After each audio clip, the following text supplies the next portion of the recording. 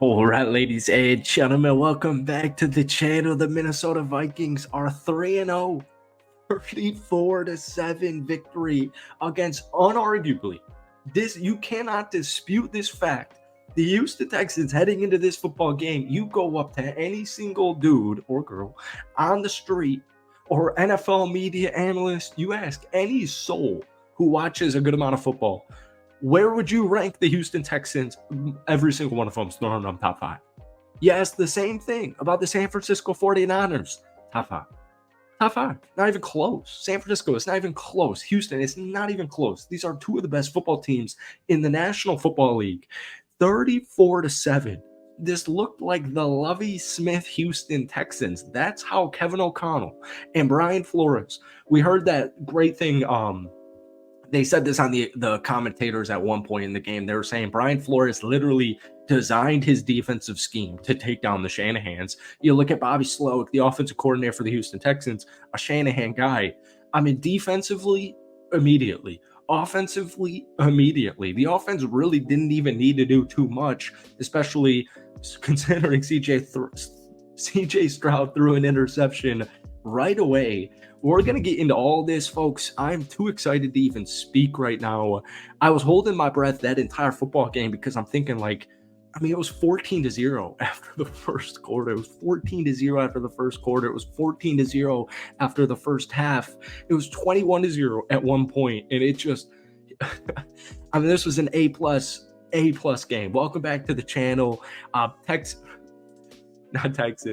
Vikings fans, hit that like button, hit that sub button for daily NFL content. Sorry, guys, I'm very disoriented. I just watched like 3 football games.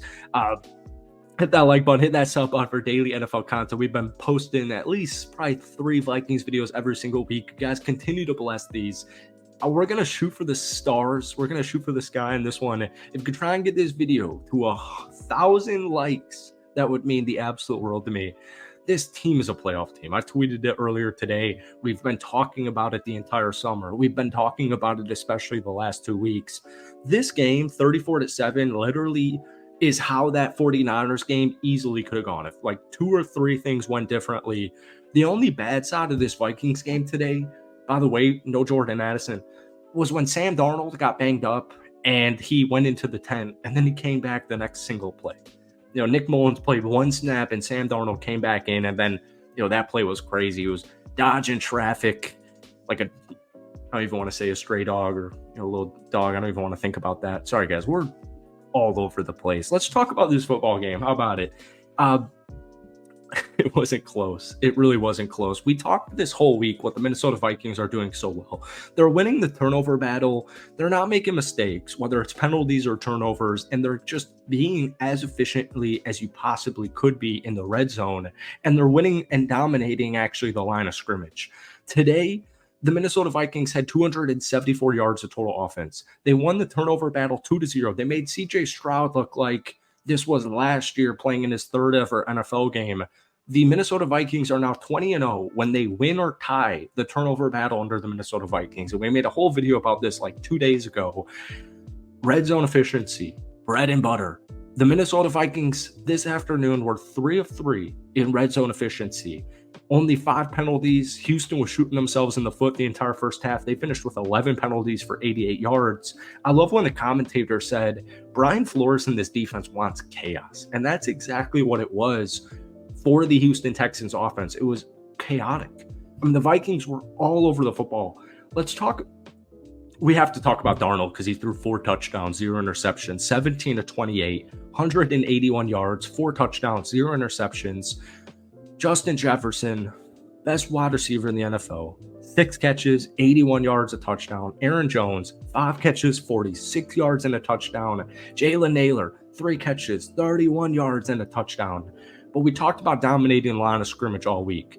The Minnesota Vikings this afternoon against a really good defense led by D'Amico Ryans. The Houston Texans defense, it's really good. I don't need to tell you guys that. They ran the ball 28 times for 118 yards, averaging 4.2 yards per carry. Aaron Jones had a goal line fumble 1 week ago, 7 days ago exactly, against San Francisco 49ers. And if he hadn't have done that and he scored or he didn't fumble it and, you know, Minnesota knocks it in, that game would have gone similar to how it was this afternoon, 34-7. But he fumbled it. And I'm a Packers fan, and I told you guys, you're not going to see that from Aaron Jones probably for the rest of the season. Like, that will not happen. That's not Aaron Jones. This afternoon, 19 carries, 102 yards, including that 39-yard almost touchdown. He averaged 5.4 yards per carry against the dominant Will Anderson and Daniil Hunter-led Houston Texans defensive line. And then once again, he had those 5 catches for 46 yards and a touchdown. They were all over it. I practiced this the entire freaking afternoon, and I'm about to botch it. Camus Grugier-Hill. Ivan Pace Jr., an undrafted free agent from last season, had one of the sneakiest rookie seasons for a defensive player last year, at least in my recent memory, especially considering he was not drafted. He did not participate in today's football game. So Grugier, I think it's Grugier, interception. He had that forced fumble on Dalton Schultz on the second possession. I still don't really know why that was called back, but thankfully for the Minnesota Vikings, it did not matter. He was all over the place today, including that first possession for the Houston Texans interception that put them up in pretty much red zone territory. It might have been actually red zone territory. I don't remember the specifics. We'll get into that as the week progresses, but he set up the Vikings for success immediately. Then you also saw a beautiful interception towards the end of the game in the second half by Cam Bynum. And Cam Bynum is a great example of a stud on this Minnesota Vikings defense led by Brian Flores that, most people don't really know. And Cam's had way too many injuries in the last couple of years, right? That's why people don't know who he is. But he's one of the best in the business at the safety position, and he had a huge money interception.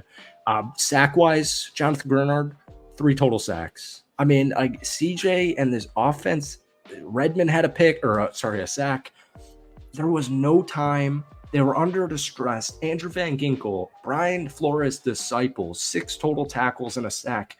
He's been an A-plus defensive addition for this Viking squad. And we'll end it on this. Dominating the line of scrimmage. Just dominating the line of scrimmage. We just talked about the offense. Defensively, I get it that Joe Mixon was banged up heading into this game, but I still think Cam Akers is a really good running back. They held Cam Akers 9 carries for 21 yards, averaging 2.3 yards per carry.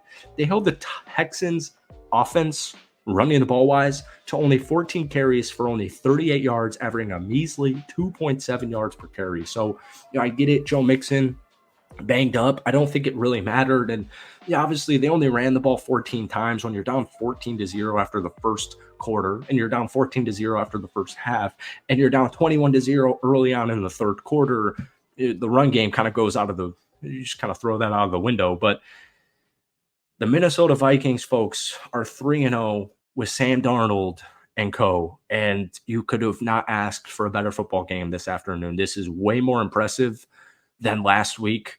People were saying it's week 2. We'll take it with a grain of salt. Well, now you've seen it for 3 straight weeks, and you just took down 2 literal Super Bowl contenders. So have a great rest of your day. I know I will. And the Packers won. Sorry. Thank you for watching. Hit that like button. Hit that sub button for daily NFL content. We're definitely dropping another Vikings video tomorrow. But folks, if we could some way, somehow get this video to 1,000 likes, that would mean the world to me. Have a great rest of your week, and we'll see you soon.